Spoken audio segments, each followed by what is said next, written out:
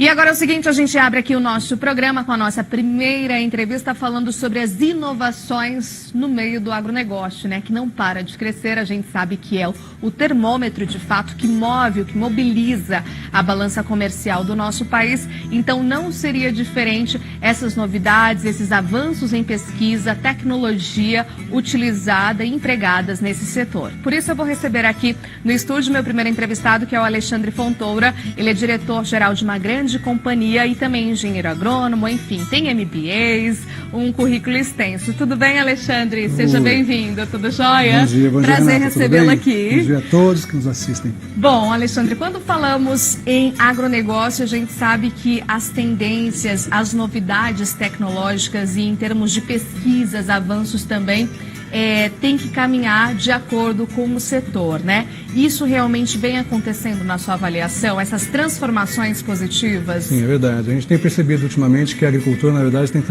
se transformado numa porta de entrada para o avanço tecnológico também. A gente tem participado disso com muita frequência. A gente tem percebido que nos últimos 10 anos a agricultura ela tem mudado um pouco o seu perfil. Os produtores, na verdade, hoje estão deixando de ser produtores rurais, eles são empresários rurais, Sim, buscando realmente inovações tecnológicas para poder aumentar a rentabilidade, aumentar a qualidade dos produtos que estão sendo produzidos em campo. Isso entendi. É muito importante. O que temos hoje, por exemplo, de avanços em termos de pesquisa, né? Que inclusive a companhia e você observa no ritmo do mercado também que vem acontecendo? Na área de pesquisa, a gente percebe muitos avanços do ponto de vista de novos produtos que estão sendo lançados, novas variedades, novos cultivares que estão vindo por aí. Né? E na parte de inovação tecnológica, hoje existe uma tendência muito grande de digitalização da agricultura moderna. Né? E isso, evidentemente, que faz com que a gente mude um pouquinho o perfil da agricultura de uma certa forma. A gente sai um pouquinho daquela agricultura tradicional que existia antes, onde o produtor não estava tudo no papel, né? E hoje não. Hoje a gente tem, por exemplo, o uso de drones, né? Onde a agricultura é uma das que mais utiliza, né? E, enfim, sai todo aquele planejamento, a tomada de decisão. E tem se falado muito, né, da agricultura com tecnologia, né? Os grandes eventos têm abordado isso, né? O uso melhor da tecnologia no campo para benefício tanto ali do campo no geral, quanto também para benefício de quem é o proprietário. Isso. O drone, na verdade, é uma das ferramentas que são utilizadas, principalmente também na área de pesquisa, mas em nível de campo, hoje, o que se mais usa é sensoramento remoto através de imagens de satélites, que é uma tecnologia que ajuda o produtor a controlar e medir o que está acontecendo no campo. E hoje tudo que se mede, tudo que tem que se controlar, né? Você tem, quanto mais você mede, mais controle você tem, mais assertividade nas decisões, na tomada de decisão você tem hoje em campo. Então hoje existe uma tendência muito grande do produtor hoje utilizar as tecnologias que estão sendo aplicadas hoje na agricultura moderna para poder facilitar no processo de tomada de decisão, numa aplicação de defensivo agrícola, num corretivo agrícola, de um fertilizante, de uma irrigação, né, para poder obter um resultado melhor em nível de campo, né? E isso vem sendo mais colocado de maneira mais próxima do produtor, está sendo mais acessível, né, para todos, não só para os grandes, mas para o médio e até para o pequeno? Sim, a tendência que existe hoje no mercado é que você, à medida que vai passando o tempo, as tecnologias vão ficando cada vez mais baratas, né? Inclusive pelo próprio processo de avanço tecnológico, né? Isso realmente tem facilitado bastante.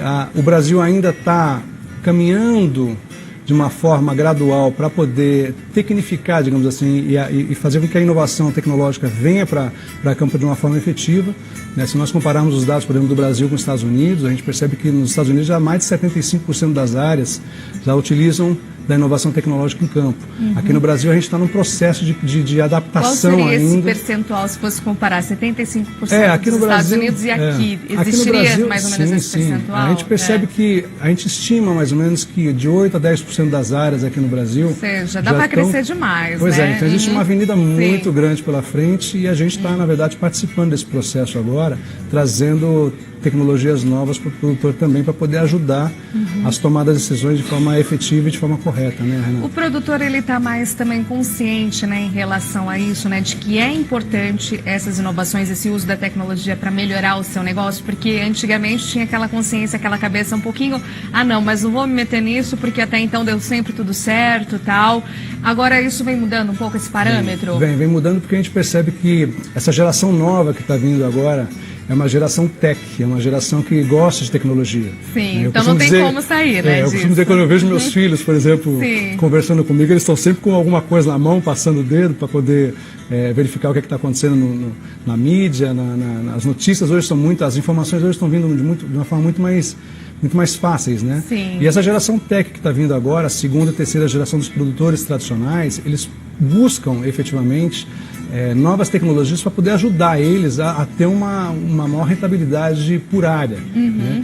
E isso é muito interessante, você perceber essa mudança do perfil do produtor. Né? É o que eu volto a falar, hoje o produtor não tem mais aquela característica do produtor rural, onde ele vai lá, planta, espera a chuva, espera a colheita, começa a torcer para que tenha uma colheita boa. Não, hoje você consegue controlar tudo, né? Hoje através de sistemas da inovação tecnológica, através de sensoramento remoto, através de pluviometria, sistemas de telemetria. Tudo isso hoje é muito interligado para você poder fazer uma agricultura cirúrgica, digamos assim, para poder controlar, combater as pragas, as doenças, corrigir o solo de forma muito mais eficiente do que no passado.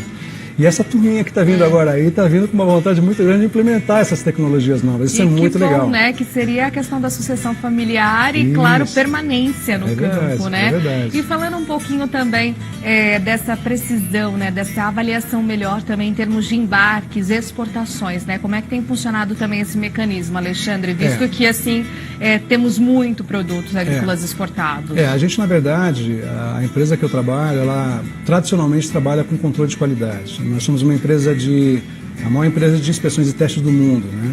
Então, tradicionalmente, o nosso trabalho seria fazer controle de qualidade de cargas que são exportadas ou importadas para o Brasil.